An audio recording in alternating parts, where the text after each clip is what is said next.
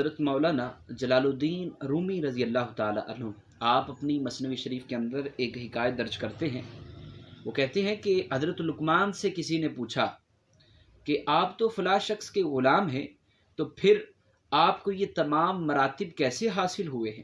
وہ کون سی عادات ہے جن کی وجہ سے اللہ نے آپ کو مقام و مرتبہ عطا فرمایا ہے؟ تو حضرت لقمان نے فرمایا کہ ہمیشہ سچی بات کہنا، امانت میں خیانت نہ کرنا اور بے عمل بات نہ کرنا، ان کی وجہ سے اللہ نے مجھے مقام و مرتبہ عطا فرمایا ہے۔